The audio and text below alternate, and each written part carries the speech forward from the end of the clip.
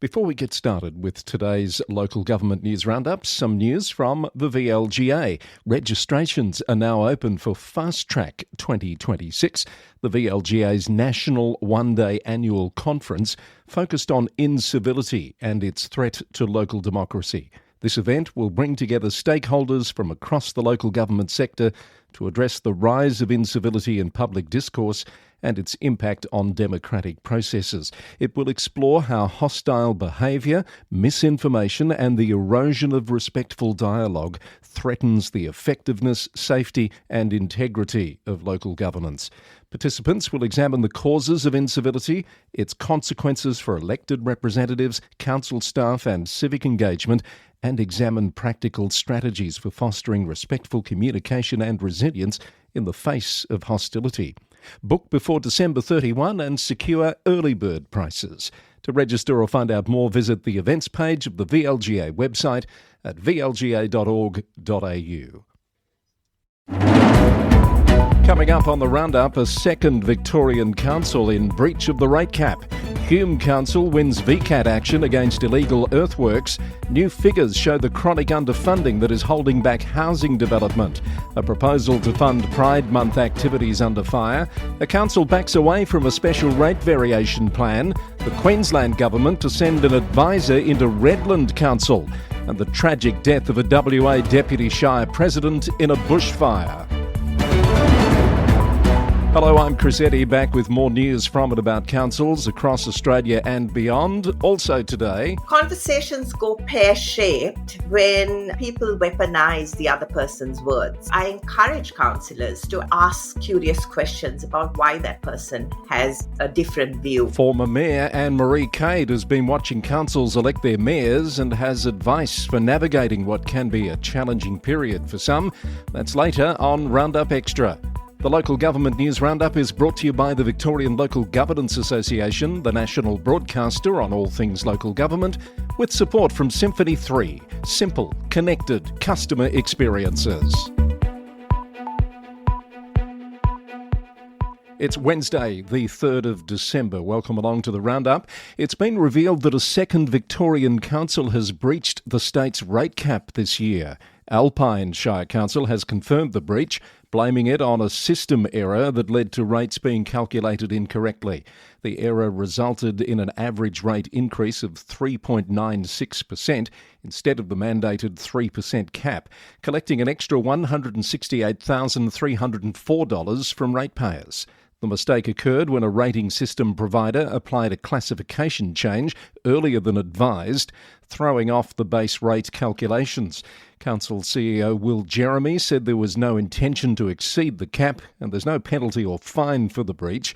The council will consider how to rectify it at its December meeting. It's likely that it will adjust next year's rates to be at least $168,304 lower than they would otherwise be.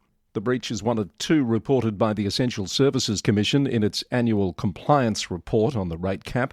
In September this year, Hindmarsh Shire Council admitted to an error that saw it raise nearly $4,000 above the cap. The ESC said it was the first time since 2020-21 that the cap had been exceeded. It also noted that Ballarat and Bayside councils did not increase rates at all this year and that higher rate caps had been approved for Hepburn and Indigo shires. 8 councils introduced new service charges to recover costs for waste management services. VCAT has issued enforcement orders stopping illegal earthworks on 3 Sunbury properties. The orders follow Hume City Council action over works that breached planning rules designed to protect the environment. No further earthworks can proceed without council approval or a planning permit. Council will monitor the sites to ensure compliance and thank residents for their vigilance. Northern Grampians Shire Council will review its community care services in light of major federal aged care reforms. The new Aged Care Act shifts funding from block grants to fee-for-service models, allowing clients to choose their own providers. And CEO Brent McAllister says the council must determine whether to remain a service provider or shift to advocacy and navigation roles. Community engagement will begin in January. No decisions have been made yet, and the council emphasises that it is a genuine consultation process. Murrindindi Shire Council has released survey results on a proposed health service merger. The 16-day survey attracted 278 responses about the voluntary amalgamation between Alexandra District Health and Eastern Health. Most respondents expressed concern about potential impacts on local services and decision-making. A smaller group supported the proposal, citing possible benefits like improved specialist access. Mayor Damien Gallagher said the results reinforce the importance of ensuring the community is fully informed and actively involved. Horsham Rural City Council has voted to commit funding to reopen the Wesley, the town's beloved performing arts venue that's been closed since 2017. A community fundraising campaign raised over $400,000, with the council contributing $2.28 million towards the $2.7 million project cost. The venue is expected to boost the local economy by $300,000 annually through visitor spending. Yarra Ranges Council has endorsed a new advocacy platform to guide its conversations with state and federal governments ahead of next year's state election. The priorities include safe road crossings on state-managed roads, more affordable housing, additional funding for the Yarra Valley Trail and better public transport. Hepburn Shire has approved the sale of 7 surplus properties, 5 of which have been earmarked for affordable housing development. The decision follows community consultation that began in July. Proceeds from the sales will fund a financial reserve to support future grant applications.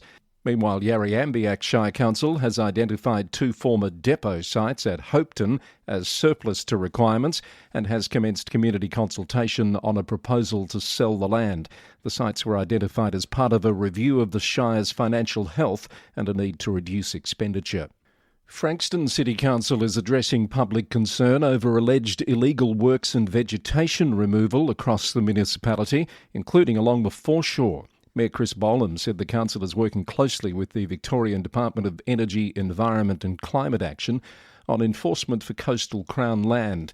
Earlier this year, a landowner was found guilty on multiple charges relating to unlawful mass vegetation removal at a Langwarrin property. The council says development and sustainability must go hand in hand, with protecting foreshore reserves and green spaces remaining a core priority.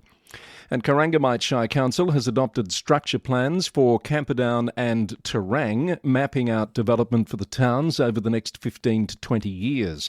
Mayor Kate Macon said the plans aim to support growth while protecting each town's unique character following a year of community consultation. Key priorities include more diverse housing options, better pedestrian access and support for local businesses and tourism. Both plans feature a 2-storey height limit and rezoning of certain areas for residential and commercial use. More council news in brief. Monash Council has received $1 million from the Victorian Government to build a new library in Glen Waverley as part of a $100 million plus civic precinct. Mayor Stuart James said the new library will serve as a hub for a community expected to boom over the next 10 years as new housing is delivered around the suburban rail loop. The City of Casey has won a National Growth Areas Alliance Strategic Foresight and Innovation Award for its Green Streets in Orana project, which plants 2 to 2.5 trees per lot to achieve over 30% canopy cover, more than double the industry standard. The award was shared with the City of Armidale in WA for its advocacy priority strategy. And the City of Greater Bendigo has unveiled a new emergency dashboard on its website to help residents access critical information during bushfires, floods and other emergencies.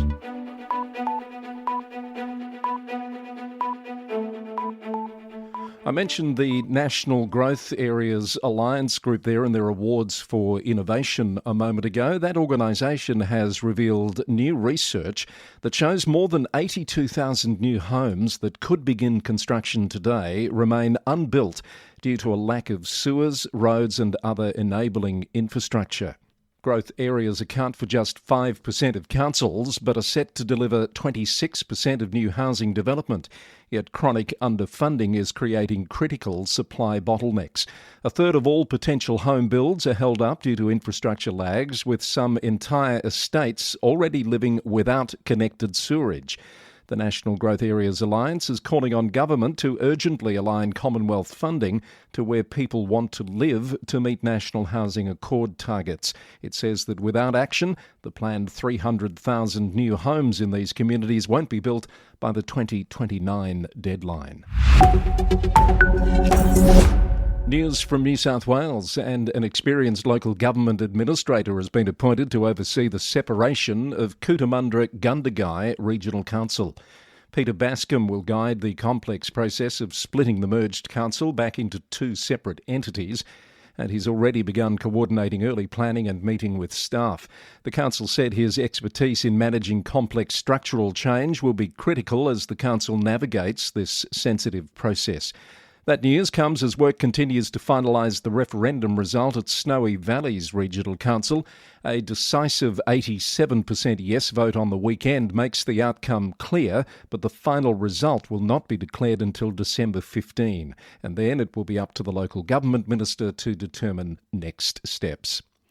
Lane Cove Council is facing backlash over a proposal to grant up to $5,000 to local pubs and clubs to host drag shows during Pride Month 2026, according to the Daily Telegraph.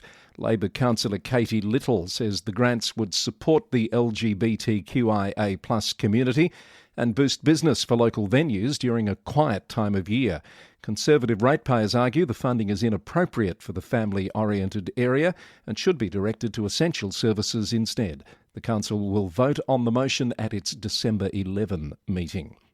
Blacktown City Council has voted against applying for a special rate variation. That decision came after 42 days of community consultation that saw more than 3,800 submissions. Mayor Brad Bunting says the council respects the outcome, but warns underlying financial challenges remain. He said it was a close vote, but has pledged to continue looking at options to support the rapidly growing city. The historic dive tower at Lambton Park War Memorial Swimming Centre has been temporarily closed following safety concerns raised by Safe Work New South Wales with the City of Newcastle. Built in 1963, the tower is one of only two heritage diving facilities still operating in Australia. Safe Work inspections identified fall and slip risks on the tower and springboards. The city is now conducting a risk assessment and consulting with the local dive club's 70 members about the facility's future.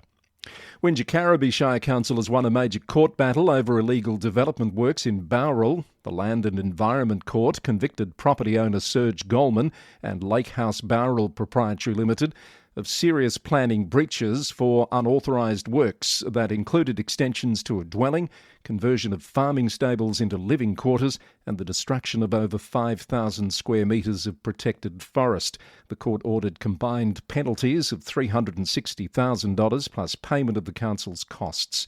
The council says the judgment sends a clear message that unlawful development will be met with firm action. Sydney's Bayside Council is pushing for a train station at Bexley on the proposed Kogarah to Parramatta rail line. The council says Bexley experiences significant traffic pressures from toll avoidance and limited public transport options.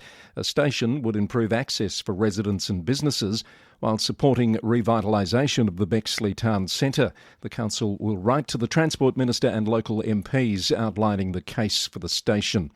The Sydney Portugal Community Club in Marrickville has been approved by Inner West Council to host large-scale outdoor events. The club can now hold 5 events with up to 5,000 patrons and 10 smaller events with up to 3,500 patrons annually. Mayor Darcy Byrne says it will strengthen the Inner West's position as Sydney's live music and entertainment hub. And farmers on the Western Plains have new drought resilience tools with thanks to the Country Heartline project. Launched at Kalubrai Station, the Tri-Council initiative helps landholders build agritourism ventures and strengthen farm viability. New resources include an agritourism startup handbook and 3 curated visitor trails showcasing farm life, cultural heritage and natural wonders. The 3 councils involved are Warren, Bogan and Coonamble Shires, and the project is funded through the New South Wales Regional Drought Resilience Planning Program. More New South Wales Council briefs. Liverpool Plains Shire Council has officially opened the brand new Quirindi Aquatic Centre just in time for summer. Construction of the $6.6 million facility was funded through the New South Wales Government's Resources for Regions program. Greg Hill has commenced his new role as General Manager of Coonamble Shire Council, moving from his previous role at Central Darling Shire. Mayor Anne-Marie Cade welcomed Mr Hill to the council on Monday and thanked outgoing Interim General Manager Philip Perham for his contribution. And Eurobodalla Shire Council has approved a proposal for Moruya to become officially recognised as an RV-friendly destination. Overnight parking in the town centre has been ruled out of the 2-year trial, with stays limited to approved caravan parks and camping grounds. It's the Local Government News Roundup for Wednesday the 3rd of December, episode number 524, and support for our podcast comes from Symphony 3. Their Smart Glue solution helps councils deliver simple, connected customer experiences, like Ballina Shire Council, who recently streamlined and automated their register of payments, delivering a beautiful online experience to citizens and getting a positive return on investment in 5 weeks. Smart Glue eliminates 30 to 40 minutes of manual labour per payment at Ballina. With over 8,000 payment transactions per annum, this new service eliminates over 5,000 hours of manual labour per annum. Visit www.symphony3.com to learn how Smart Glue can work for you. Lots more to tell you about on today's edition, and Roundup Extra comes your way a little later with my guest Anne-Marie Cade, a former mayor at Glen Eira Council in Melbourne, now working as a conflict resolution expert. Let's go to Queensland, where a governance advisor has been appointed to Redland City Council after it led Queensland with 114 councillor complaints in the last financial year. Mayor Jos Mitchell has received at least 47 complaints since taking office in 2024, though she claims the anonymous system has been weaponised against her, according to the Brisbane Times. The new advisor will work with the council until May, focusing on leadership, communication and councillor conduct. Mayor Mitchell is also locked in a defamation lawsuit with the council's top legal officer. The intervention follows calls from the mayor herself for external support. The identity of the advisor is yet to be announced. It's understood they'll start within the next 3 weeks or so. Noosa Council is looking to thousands of empty bedrooms across the Shire as a solution to the local housing crisis. Most homes have 3 to 4 bedrooms but are occupied by just 1 or 2 people, and the council is exploring ways to encourage homeowners to take in lodgers or local workers. The initiative could help people share housing costs while providing much-needed accommodation for those struggling to find homes. An innovative platypus monitoring project has revealed the platypus population in the city of Moreton Bay is more widespread than initially thought.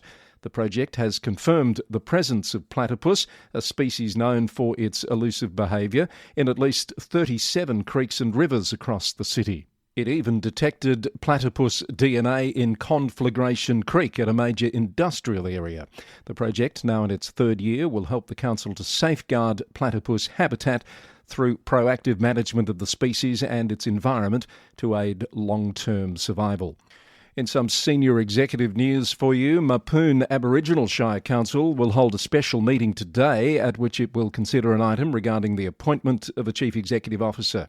While at Yarrabah Aboriginal Shire Council, Michael Miller has taken up the CEO position in recent weeks, making the move from the one-year native title Aboriginal Corporation.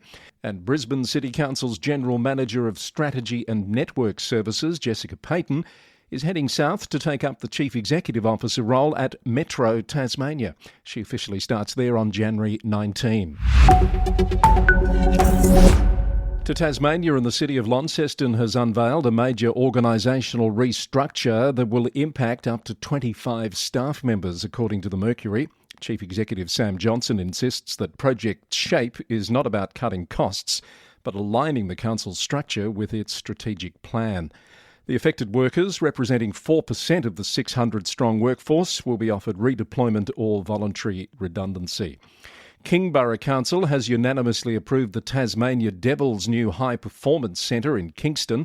The new AFL and AFLW facility will include a full gymnasium, indoor training field, specialist rooms and an 80-seat lecture theatre. It will accommodate about 80 staff and feature public spaces, including a cafe and merchandise store. Construction tendering is set to begin early next year. To South Australia, and West Torrens Council has been forced to scale back its ambitious $30 million redevelopment of Richmond Oval after failing to secure $23 million in government funding. The original plans included a new grandstand, netball courts and expanded parking for the West Adelaide Football Club home ground. Adelaide Now reported the council will now focus on upgrading the ageing grandstand and building new change rooms with its approved $7 million budget. Alexandrina Council has recognised 152 volunteers who contributed more than 7,300 hours of service over the past year. The volunteers were honoured at a special recognition event held in Centenary Hall in Goolwa, themed Sustainability in Action. Tragic news out of Western Australia. The small farming community of Ravensthorpe in the Great Southern region is mourning the loss of its deputy shire president, who died while defending his property from a devastating bushfire this week. ABC News reported that 59-year-old Mark Moody was killed on Monday afternoon while operating a front-end loader to establish a fire break on his family's farm at West River near Ravensthorpe. Mr Moody had farmed in the region with his wife Elaine for 35 years and was an experienced member of the local bushfire brigade. In a statement, the Shire of Ravensthorpe said it was devastated by the loss, with thoughts going out to Mr Moody's family, friends and emergency services still working on the fire, which is yet to be contained. The tragedy comes just days after the death of former Shire President Keith Dunlop, who served the community for many years, including as President from 2015 to 2023. Mr Dunlop was also deeply involved in emergency services and led the Shire through natural disasters, including floods and drought. The Western Australian Cricket Association is seeking a 10-year exemption from paying City of Perth rates worth up to $2.5 million, according to ABC News. Council staff have recommended rejecting the application when it comes before councillors on the 9th of December. The WACA has already benefited from $1.88 million in rates exemptions since 2013, paying just 10% of levied amounts. With the WACA ground set to reopen after redevelopment, officers recommend a phased return to full rates by 2028. And from the NT, Alice Springs Town Council has confirmed the Civic Centre site as the location for a new $20 million purpose-built library. The current library has outgrown its nearly 40-year-old building, with patrons often sitting on floors during busy periods. The NT government is partnering with the council on the project. And Councillor Valda Naparula Shannon Wantapari has been endorsed as the new Deputy Mayor of Barkly Regional Council. She's a Walpuri and Warramungu woman who previously developed suicide prevention programs and worked as an Aboriginal interpreter. Outgoing Deputy Mayor Noel Hayes remains as an elected member. Some overseas news to tell you about, and big news in New Zealand, where the government has announced plans to limit annual council rates increases to a maximum of 4% under a new regulatory model aimed at easing cost of living pressures on ratepayers. Local Government Minister Simon Watt says the proposed system will establish a target range for rates increases, initially set between 2 and 4% per capita annually. The cap will apply from January 2027, with full regulatory implementation by July 2029. The announcement has drawn mixed reactions. Local Government New Zealand's interim Chief Executive Scott Neckland says the flexible approach is somewhat reassuring, but wants assurance the policy won't affect councils' ability to invest in core infrastructure. Opposition parties have criticised the proposal, warning it will force councils to hike fees or cut services altogether. Gisborne Mayor Rehet Stoltz notes that several councils are rebuilding infrastructure after severe weather events and need flexibility to deliver critical services in a timely way. And mayors from the Wellington area say the move was expected, but told the Wanganui Chronicle they're concerned about maintaining essential infrastructure investment and service levels within these constraints. Wanganui already has the country's lowest rates rise at 2.2%, although some neighbouring councils have increases around 9% and face challenges reducing this to meet the proposed cap. Lots of reporting on this if you'd like to know more, and there's links in the show notes to One News, Radio New Zealand, Stuff and others. In the UK, the Chief Executive of Rochdale Council, James Binks, has been suspended over allegations of inappropriate behaviour at Manchester City Council.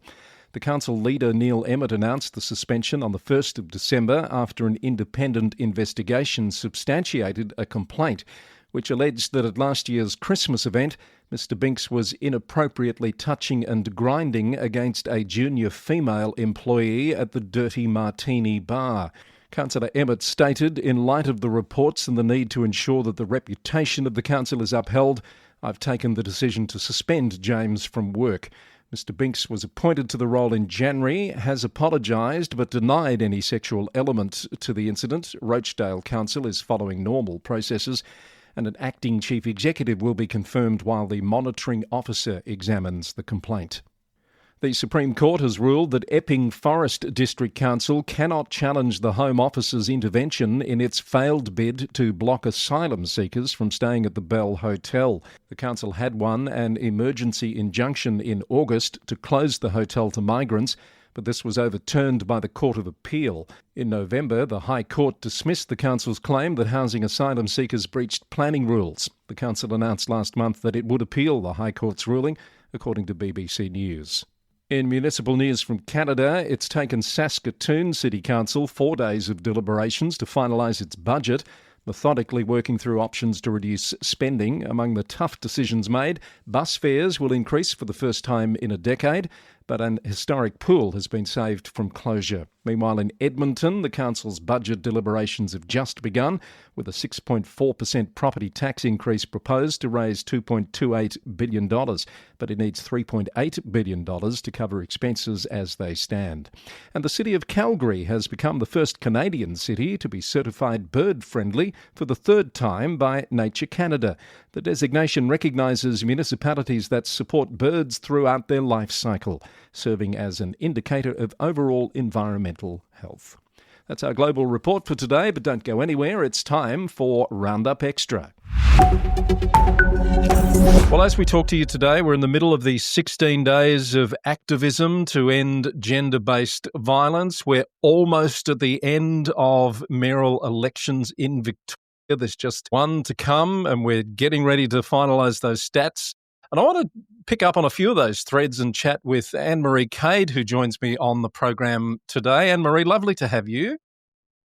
Lovely to be on the podcast, Chris. Good to see you again, a former councillor and mayor at Glen Ira, and now very active in the civility space. In fact, you've got a book coming on civility, haven't you? I'm writing a book and it's called Civility. So I've developed a framework to actually provide tools and strategies for mayors and deputy mayors and councillors on how to navigate a very difficult terrain, as I call it. Well, and that last point that you just made is what sort of prompted me to reach out to you for a chat today. I know you've been a long-time listener and supporter of the podcast, which is fabulous. You've been following along, I am certain, with the results of mayoral elections from around the state. You've turned your mind to what happens after the mayoral election happens, haven't you? Why do you think this is so important to have this conversation right now? Actually, I've been watching some of the council meetings, and it is a little bit disturbing when you watch the interactions and the dynamics, because those conversations can get quite tense, and it does leave behind emotional residues, which actually, if impacted, can impact on trust and cohesion within the council group and ultimately good governance. So I think it's really, really important to address those issues in a timely manner to ensure that those relationships don't get further fractured. So, Anne-Marie, what have you observed in some of those meetings? And I've watched quite a few as well. It's impossible to watch them all. In fact, I wish they'd schedule them so that you could sort of, not have clashes, but unfortunately that's not the case. But what have you observed that concerns you, do you think? It's the subtle shifts in group dynamics, the tension in the room, the way councillors interact before and after the vote, what is actually said in the speeches. And because of the work I do, I focus a lot on body language and tonality because it's interesting. Words make up only 7% of communication.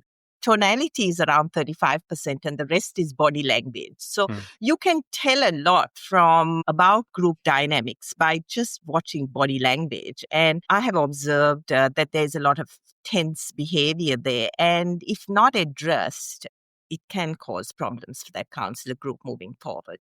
Yeah, I've noticed a few myself where you can't help but wonder what's happening behind the scenes there. But let me also put something else to you, because there's often a bit of criticism about those councils that come into the chamber where clearly they've reached an agreement. There's one nomination, the whole thing goes through very, very quickly. You don't get to observe any of those behaviours in those situations. Should we be worried about that approach? It just depends on the councillor group, right? I know that there are some councils where they have decided that the mayor's done a good job and they're happy to continue a second term. On the other hand, I think it's really good to have that debate and for more than one person to put their hand up, because we want to understand what they're bringing to the table. But I think what's really critical is that it's done in a way that's respectful and mindful that, as a mayor and as a councillor, you're there to serve your community. So it's not about you, but about the value that you bring to the work that you're doing as a community representative. And I think that makes it incumbent on the councillors who actually put their hands up and didn't make it to, ensure that they focus on that collective purpose and get back to the work that needs to be done, even though they were not successful in the bid for mayor. And then there's those councils where there's clearly a division, there's factions. And, I've seen a few 7-member councils have 4-3 votes with 2 candidates for mayor and deputy mayor. What is your advice to the mayor who's ultimately elected in that situation where there are clearly 2 camps around that table? How do they bring that council team together and work forward in that collective way that you've just described is necessary?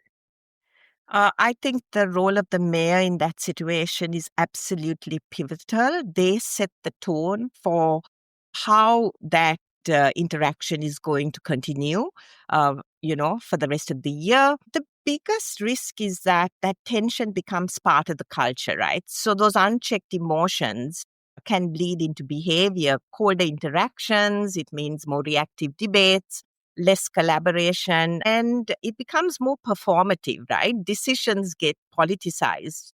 So it is imperative that the mayor nips that in the bud, as it were, and there are ways in which they can do that. So I talk of my calm model of leadership, where I talk about, people staying calm and curious. So when you're curious, you are wanting to understand what the reason is that, someone is so upset. And I think it's important to address that up front. So debriefing that early, having a facilitated discussion with the entire group, I think is absolutely essential. Re-clarifying roles and re-anchoring to the code of conduct. So the collective purpose, the fact that we're serving the community is really important, and focus on collaboration, but also identify what are the pain points here, what needs to be addressed, because behind most arguments is the necessity to be considered, right? People want to be heard. People want to be listened to. So I think it's important to give people the opportunity to have that conversation, and invest in relationship building, because if there's a fractured relationship, it's important to have those collective conversations, but also the one-on-one conversations. And if you're not able to do that, I always tell the counsellors I'm working with, get a coach or a facilitator in to help rebuild. But it needs to be addressed sooner rather than later. Yeah, I'm hearing all the way through that. Early, upfront, take action straight away really is important to not let things develop and get out of hand before it becomes a much bigger issue to try and address. Absolutely, because what I'm hearing is that, those counsellors who haven't been successful, there are a lot of conversations happening behind the scenes. There's a lot of grumbling, dissatisfaction. So it's important for the mayor to get the group together and have an open and frank and honest, transparent discussion.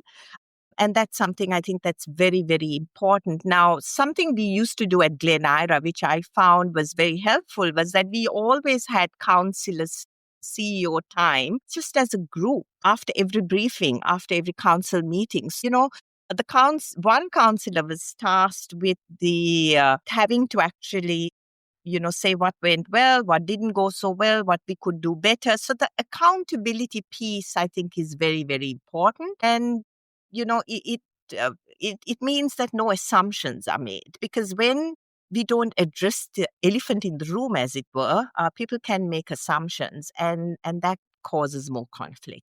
Yes, and that councillor reflection time, whether it's just the councillor group or with the CEO, or in ideally both sort of arrangements, that's come through monitor reports, commission of inquiry, etc., pretty strongly in recent times. Surprises me still that sort of mechanism isn't in place in some councils. I am surprised as well, because that kind of group chat, as it were, helps with accountability, but it also helps build trust. Something that really stood out for me, I remember when we were having one of those conversations, I remember one councillor reflecting in that conversation, I had this, we had the discussion, and, an officer said something and I said something to that officer, and maybe it didn't land so well. So maybe I'll call the officer tomorrow. I was quite taken aback by what that councillor said, because it showed that upon reflection, there was the recognition that could have been addressed a little better. So I think it gives the opportunity for people to reflect. We don't spend enough time pausing and reflecting on what is being said. It all happens so fast. It's like we have to make these decisions on the go, as it were. And that's unhelpful to having really constructive conversations. Sorry. We've touched on civility, and we'll come back to that in a moment. I mentioned that we're in the middle of the 16 days of activism to end gender-based violence. Where does gender equality sit in this discussion that you're having? Is it a factor? As we sit, I think there's 32 female mayors. I think we're approaching as high as it's been. What does that tell you about the state of the sector? It is quite telling, as it were. And I had this conversation, and you had a conversation with Georgia Ford as well about her research in respect to this issue. And I think culture has a big part to play in that, because people can feel a little hesitant about putting their hands up if they feel that it is unsafe. So I think it's really important that there is respect and dignity in political discourse. And that, I think, ties in very well to the 16 days of activism, because conversations go pear-shaped when people weaponize the other person's words. And that can happen when there's criticism. And we need to be able to disagree with the other person's perspective, but do it respectfully, because we may not agree with what they have to say, but that person's perspective is valid. And I think that's what's missing here. Instead of, treating their perspective as being something that you don't want to think about, I encourage counsellors to actually, ask curious questions about why that person has a different view. And that brings back respect and dignity to the conversation. So the book Civility, when are we going to expect to see that, Anne-Marie? So early next year, by April or May next year. Yeah, I'm quite excited about it because I don't think there is a resource currently available for councillors, because I'll have a lot of information in there around how you have these difficult conversations, and it'll be quite practical as well. I'll have a lot of scripts and yes, so I'm working through it, so it will be exciting. It's going to be timely as well, because I think you're involved with the Global Summit, which is back in 2026 in April with Diane Kaelin-Sucre, our friend in Canada. So it's all sort of coming together nicely, isn't it? It is, and I'm quite excited about that. I was invited to participate, and I think it is so needed. I've been spreading the word as well with councillor groups I work with. Sharing it, of course, on my LinkedIn as well. So I hope we have lots of councillors who register and listen in. Indeed, from around the world, no doubt. Anne-Marie, it's always great to catch up. Best of luck as you work towards the release of that book. Some timely advice there for any councillors, mayors listening as they move now into this news phase post-mayoral elections. And I appreciate your time to come on the podcast to talk about it. Thank you for having me. It's always a pleasure chatting. That's Anne-Marie Cade, who will be joining us for the Global Civility Summit in April with Diane Kaelin-Sucre. You can find out more about that event by heading to kaelinacademy.com/civility summit. It'll be my pleasure to once again co-host that major global event with Diane next year. That's our show for today, edition number 524, recorded on the morning of the 3rd of December. More details at lgnewsroundup.com if you're looking for story links and a transcript. The podcast is brought to you by the Victorian Local Governance Association with support from Symphony 3. We record on the land of the Wadawurrung people of the Kulin Nation in the city of Greater Geelong, Victoria, and we come your way every Monday, Wednesday and Friday. Back again on Friday with more. Until then, thanks for listening and bye for now.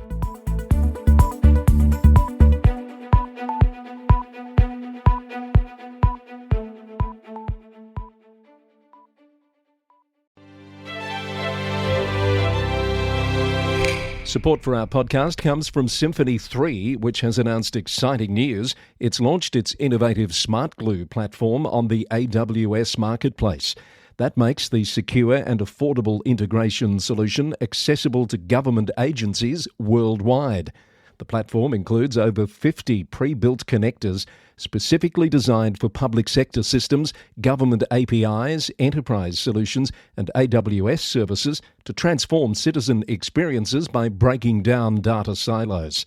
Smart Glue delivers operational excellence for local governments through cost reduction, process optimization, improved decision-making, and scalable architecture, all while maintaining comprehensive security and compliance standards required by public sector organisations.